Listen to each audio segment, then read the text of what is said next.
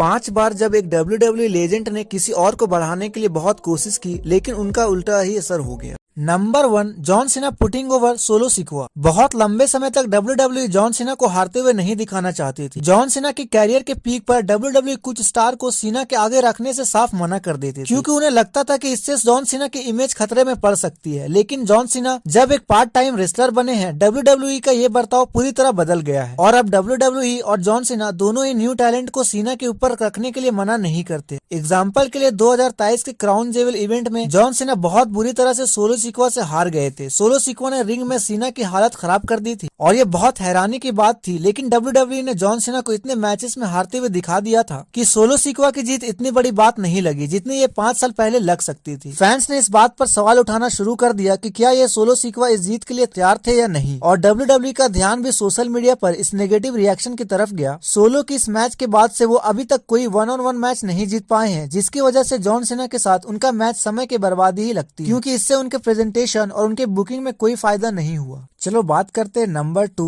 The Undertaker putting over Roman rings. 2016 में Undertaker retire होने का फैसला किए और द अंडरटेकर रेसलमेनिया 33 के मेन इवेंट में रोमन रिंग्स के साथ मैच करके उन्हें आगे बढ़ाने वाले थे, जिसके बाद वो WWE से रिटायरमेंट ले लेते। लेकिन यहाँ परेशानी ये थी कि ये आखिरी मैच इतना इमोशनल था कि अंडरटेकर को ना चाहते हुए भी रिटायरमेंट से कुछ महीने के लिए वापस आना पड़ा। रोमन का अंडरटेकर को हराकर उन्हें रिटायर करने से पहले उनका नाम कंपनी के बड़े स्टार के साथ आ जाना चाहिए था, लेकिन WWE को ये समझना चाहिए था कि एक बेबी फेस के हाथों अंडरटेकर को रिटायर करवाने से फैंस बहुत नाराज हो सकते थे। इस रेसलमेनिया के बाद पूरा फैन बेस ही रोमन रिंग्स के खिलाफ हो गया था और हालांकि ऐसा लग रहा था कि WWE अब रोमन को एक हील बना देगी और फैंस का इस गुस्से का सही फायदा उठाएगी, लेकिन अगले 3 सालों तक ऐसा कुछ भी नहीं हुआ और फाइनली 2020 में रोमन रिंग्स एक हील कैरेक्टर यानी ट्राइबल चीफ के साथ वापस आए। चलो बात करते हैं number 3, Kurt Angle putting over Baron Corbin. Kurt Angle को रिटायर करने के लिए चुना जाना बैरन कॉर्बिन के लिए बहुत बड़ी बात थी, लेकिन इस जीत से कॉर्बिन और WWE को नुकसान ही हुआ था। ये किसी से नहीं छुपा कि फैंस और कर्ट एंगल यही चाहते थे कि जॉन सीना ही रेसलमेनिया 35 में एंगल को रिटायर करे। अपने कैरियर के दौरान एंगल और जॉन सीना ने बहुत सारे आइकॉनिक मैचेस किए थे और ये देखना बहुत अच्छा होता कि सीना, जिन्होंने एंगल के साथ मैच करते हुए अपना डेब्यू किया था, वही उनको रिटायर भी कर रहे हैं। विंस मैकमैन ने इस मैच में कॉर्बिन को डालने का फैसला किया था और ये मैच बहुत खराब था, क्योंकि एंगल और कॉर्बिन के बीच कोई समझदारी नहीं थी और पूरे मैच के दौरान फैंस भी बिल्कुल शांत बैठे हुए थे। कॉर्बिन ये मैच जीत गए थे, जिससे उन्हें कार्ड में ऊपर जाना चाहिए था। WWE ने कॉर्बिन को रॉ पर एक वर्ल्ड टाइटल मैच के लिए बुक जरूर किया था, लेकिन परेशानी ये थी कि WWE का जबरदस्ती कॉर्बिन को एंगल के आखिरी मैच में बुक करने से फैंस को कॉर्बिन में कोई दिलचस्पी नहीं थी और ना ही फैंस ये चाहते थे कि वो वर्ल्ड टाइटल के लिए मैच करे।